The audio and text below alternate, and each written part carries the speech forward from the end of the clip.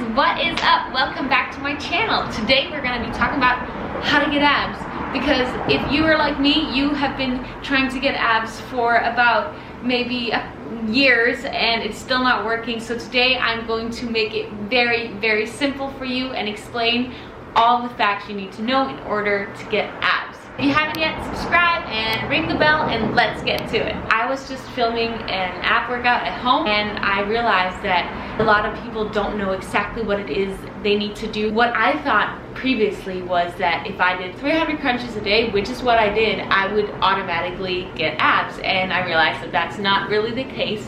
And so today I wanted to create this video for you so that you can get all the tools you need in order to get the abs that you wanted for way too long. It is super simple, but I will explain it a little bit more in detail in order for you to get all the things you need to know to actually see the results that you're hoping to get. So you obviously have to be physically lean in order for your abs to show through your skin, but if you don't have the muscle, then it will not show. So that means you have to train your abs right in order to build the muscle so that it can be shown through the skin. I'll just explain really shortly how our midsection is divided. We have our external obliques, we have our internal obliques, then we have our transverse abdominals, and then we have our six-pack abs, which is called the rectus abdominis. This is the muscle that we want to build if we are trying to get the six-pack look. It has been scientifically proven that to build the rectus abdominis, we should be doing flexing of the lumbar spine through either sit-up or crunches. What is very important is that if we want to grow any sort of muscle, we have to use progressive overload. Someone like me who's been training a long time, I have to consistently push my muscles past the point of what it has been able to do previously. So that means that when I'm doing a sit-up, I will not just be doing 1,000 sit-ups, but I will be adding load to my sit-ups in order to force the muscle to use more force than it has ever done before.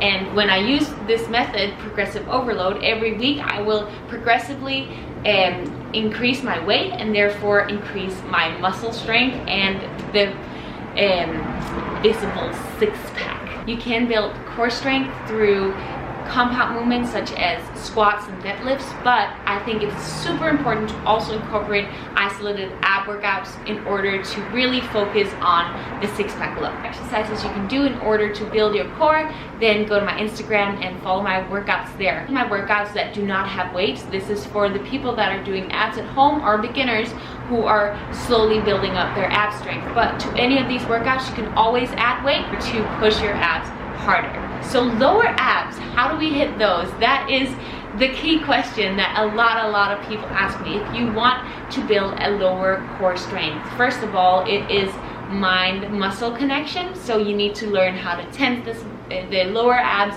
while you're working out. And for me, what has helped is going a little bit lower in weight, but then really focusing on that mind-muscle connection, doing that every time I work out to like slowly build that and make that connection stronger. But what has also been scientifically proven is that with any exercise where you push your pelvic forward towards your chest is where we are incorporating our lower abs the most. One of the greatest workouts for this is the hanging leg lifts, but I also incorporate a lot of other leg lifts in my workouts where I add weight and I lay on the ground, as you can see in these different types of workouts. And for me, because I have built this mind-muscle connection, it is easy for me to really tighten my lower abs as I'm doing these workouts, and therefore it really works well for me. It can be hard to hold your full body as you're doing the hanging leg lifts, and so that it's your arms that release and give up before your abs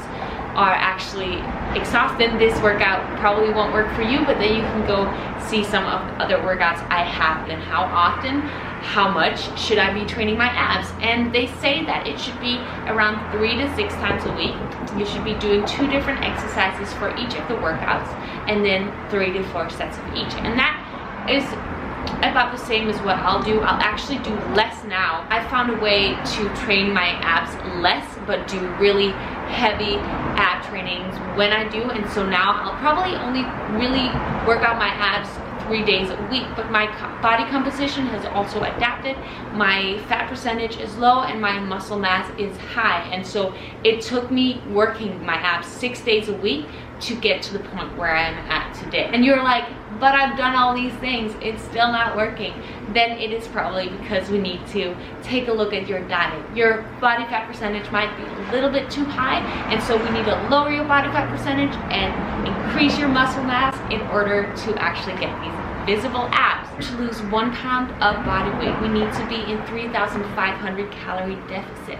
So a good way to do this is by counting your macros. You can do this in MyFitnessPal, which is an app where you just type in everything that you eat in order to get a little bit of an idea of what are in the different things you eat. If you are not willing to friggin' write down all the things you eat, because that can be exhausting and it can take too much time and it can be a little bit stressful. If you don't want to do that, I will be coming out with a video that explains how you can lose weight without counting calories. I'll give you different tips on how to make it super easy and simple for you to lose weight without having to calculate or anything. It'll just be easy for you to make certain small easy rules for you to lose weight without having to stress about it. But if you are trying to lose weight and you're doing this very fast, you might possibly also be losing muscle mass as you're doing this, and we don't want that. We want to keep our muscle. And how do we do that? I believe the healthy way to lose weight is to not lower your calories more than 20%. And if you do this, then it is super important that you eat enough protein in order to not lose muscles as you go. To keep up your protein, it is recommended that you eat 1 gram of protein per pound you weigh per day. So for me, that would be around 120 grams. For you, that might be something different, but just make sure that you get enough protein so that you keep or still build muscle as you are losing weight. Even when I'm not trying to lose weight, I'll actually eat at least 120 grams of protein. I just believe that this is how I stay lean year round. I don't ever do bulking and leaning phases. I just stay at a pretty like regular weight and muscle mass all year round. Of course, I'm always trying to improve and build my strength. I just like having like a steady lean look and feel, and it just makes me not feel too full or too hungry at any time. It just makes me stay like good, energized, and very happy.